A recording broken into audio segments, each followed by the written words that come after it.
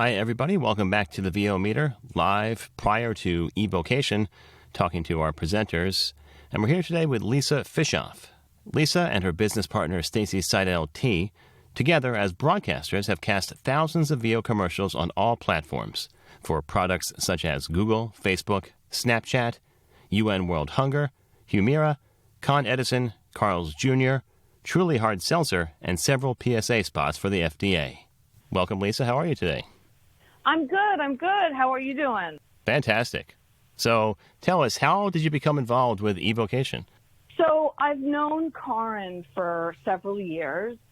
She came to me through auditioning, basically, and then she had reached out to me to teach a few seminars here in New York City with some of her students, and we've developed, a working relationship over the last couple of years, and she invited me to this project of hers, conference, and it seemed like something that I could certainly help everyone that's involved with in terms of where we are with voiceover, where we are with the process, and what I do and how I'm presenting to my clients the most live, sort of live audition, as close to a live audition as possible during these times. As we mentioned before, you're on the casting director panel, and we know that these are kind of impromptu things, so you don't know exactly what you're talking about. But what are some points that you might want to touch on during the panel itself? I definitely want to touch on the idea of how do we stay connected and in the game during these times, because that really has been the question I've gotten from a lot of VO talent, and I probably know every VO talent in New York City, in addition to, California and Chicago and places all over the country. But one of the main questions is, how do I stay current? How do I stay relevant, really, during a time when you're not physically going into audition for a casting director? Yeah, that's a big question that everybody, I'm sure, has on their minds these days. So aside from the casting director panel, what are you most looking forward to about the conference? I'm looking forward to, first of all, seeing some of my peers that I know really well. And I'm also looking forward to some of the questions that people have about, what's going on in today's world of VO.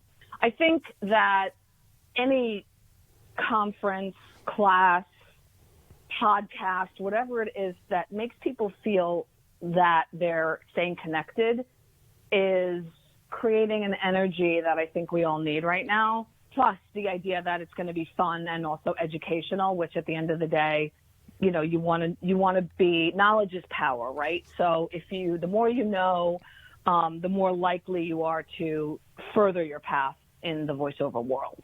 Wonderful. So you mentioned before you've done a couple of offerings with Karin in the past. How do you think this event will be different as a strictly virtual platform? Well, I think, one of the things is more people will be able to be involved because of the idea of it being virtual.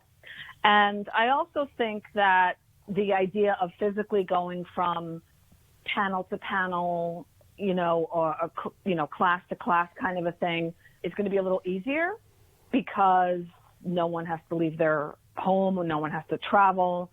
And so they can get the kind of information that they need and probably enjoy more of the conference than they would be able to if they had to physically go from offering to offering during the conference.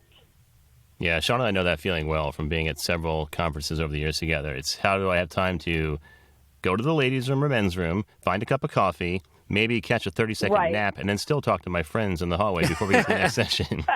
Talk to 8 friends in the hallway before your next session. Right. No, and I think that, of course there's pluses and minuses to all of this, right? I mean, we would all rather be physically connected in some way and, enjoying some food together and drinks and all. But I really think that I was actually speaking with Karin the other day. They're really trying to make the aspect of it being virtual as fun and also, connectivity-wise, having everyone try to connect with the people that they are really interested in hearing.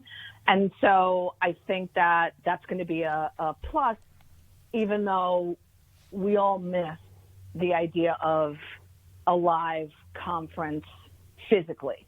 But we're doing what we do as talent and as actors, and I'm not an actor, but, casting people, production people, studio owners, all of those people are doing what they can over the last 6 months to create an environment that is, number one, user-friendly, number two, going to provide, on my end, the best audition possible, and help people with the trials and tribulations of learning about all of the new platforms you have to submit your auditions, to create an atmosphere for bookings that clients are going to be really comfortable with.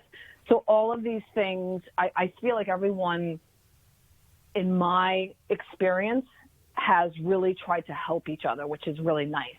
Yeah, I have to agree. The VO community just continues to show why they're the best in the entertainment business.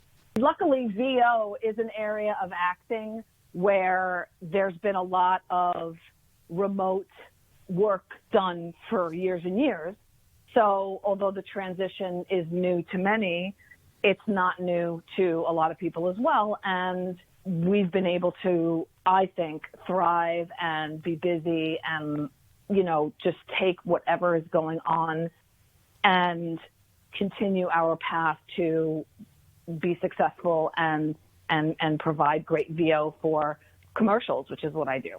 Brilliant. I really think you touched on some excellent points about kind of the spirit of the conference itself, making the most out of a difficult situation or a challenging situation. So I'm really excited to see your talks. Thank you so much for being with us, Lisa. If people want to learn more about you or your broadcasters company, how can they do that before the conference?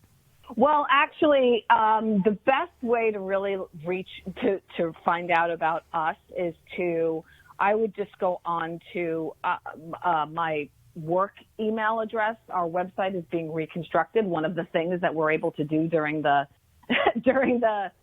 pandemic, and just learn about us just through, they can reach out to me, and, I have no problem with anyone reaching out to me via my work email and asking about our company and what they can do to potentially be a part of our auditions. Okay. Well, thanks for being here on the VO Meter, Lisa, and we'll see you this weekend. Thank you so much, guys. Stay safe and see you in just a little bit.